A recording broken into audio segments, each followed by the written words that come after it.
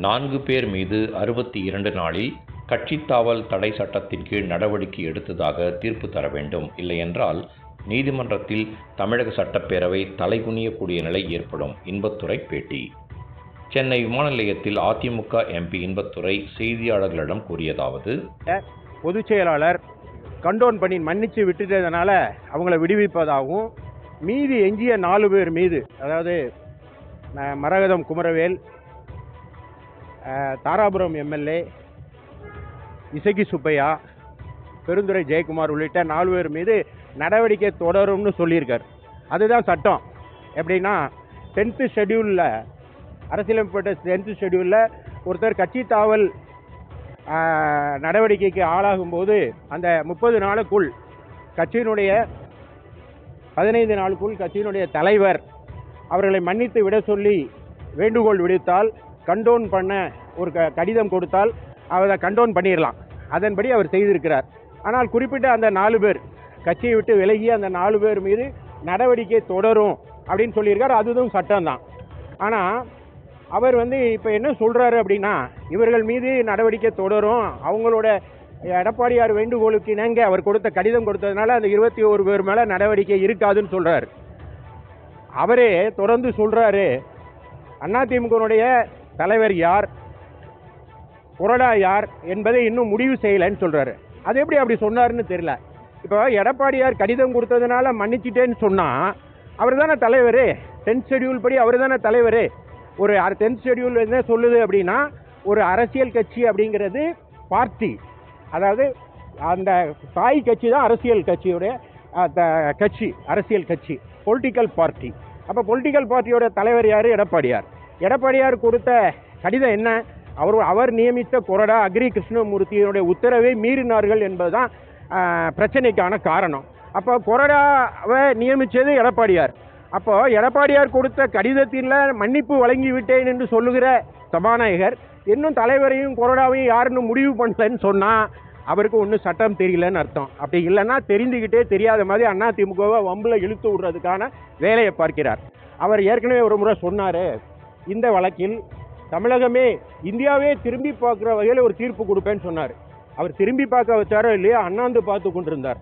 எப்படின்னா அந்த 4 பேரும் அவரை சந்தித்து ரிசைன் லெட்டர் கொடுத்த உடனே அவர் அமர்ந்திருக்கிற தரைத்தளத்திற்கு மேல் மாடியில் இருந்த அமைச்சர் ஆதவ் அர்ஜுனா அலுவலகத்துக்கு சென்று கட்சியில் சேர்ந்தாங்க. அப்போ அண்ணாந்து பார்த்தார். நான் என்ன சொல்கிறேன்னா, சபாநாயகர் இதில் உடனடியாக தீர்ப்பு கொடுக்கணும்.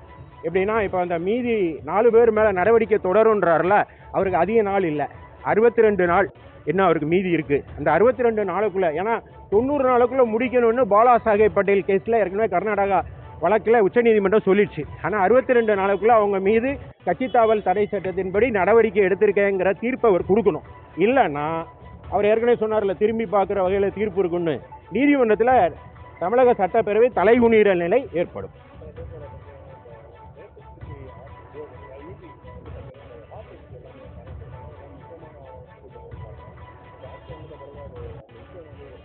நான் இதை பற்றி விரிவாக பேசணும்னு நினச்சேன். ஏன்னா தற்போது மின்துறை அமைச்சராகவும் விஜிலன்ஸ் ஆன்டி கரப்ஷன் அமைச்சராகவும் இருக்கிற நிர்மல் குமார் தான் இந்த சம்பவத்தில் முதல் புகார்தாரர். அவர் தான் முதல்ல புகார் கொடுத்தார்.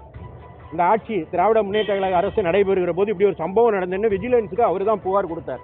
No man should be a judge in his own காஸ்ன்னு இருக்கு. தன்னுடைய வழக்கில் தானே நீதிபதியாக இருக்க முடியாதுன்னு. அப்போ புகார் கொடுத்துட்டு அவரே அந்த வழக்கை விசாரிக்கிற இடத்துல அவர் இருக்க முடியாது.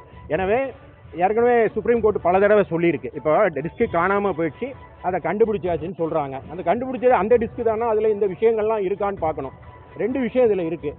ஒன்று, இந்த வழக்கை உடனடியாக சிபிஐக்கு மாற்றணும். ஏன்னா லேக் ஆஃப் கான்ஃபிடென்ஸ் இருக்குது இந்த வழக்கில். எப்படின்னா அமைச்சர் அவரே முதல்ல புகார்தாரரே இருந்துக்கிட்டு இப்போ அந்த வழக்கை விசாரித்தா எப்படி நியாயமாக இருக்கும்? அமைச்சரே இப்போ புகார்தாரர் இப்போ அமைச்சர் ஆகிட்டார். அப்போ அது விசாரித்தா நீதி இருக்காது. ஒன்று.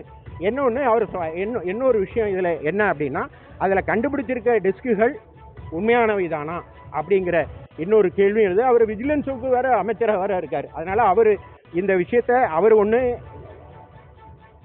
அந்த மின்துறை அமைச்சர் அல்லது விஜிலன்ஸ் அமைச்சருங்கிறது பொறுப்புலேருந்து விலகிக்கணும். அப்படி இல்லை இந்த வழக்கை சிபிஐ கொடுத்துடணும். கண்டிப்பாக. அதாவது சட்டம் என்ன சொல்லுதுன்னா, நீங்களே இப்போ நான் ஒரு போலீஸ் ஸ்டேஷனில் ஒரு புகார் கொடுக்குறேன், நானே அங்கே இன்ஸ்பெக்டர்னு வச்சுக்கோங்க, எப்படி அது நியாயமாக இருக்கும்? அப்படி தான் இந்த வழக்கு இருக்குது. ரெண்டாவது, இந்த டிவி சேனல்கள் 3 டிவி சேனல்களை பிளாக் அவுட் பண்ணியிருக்காங்க. இது பெரிய தவறு. இதுலேயும் 2 சட்ட பிரச்சனை இருக்குது. எப்படின்னா, பிளாக் அவுட் பண்ணுறது தவறு. எப்படி அப்படின்னா, வெஸ்ட் பெங்கால் கிரிக்கெட் அசோசியேஷன் ஒரு வழக்கு தொடர்ந்துச்சு இந்தியன் ப்ராட்காஸ்டிங் டிபார்ட்மெண்ட்டுக்கு எதிராக.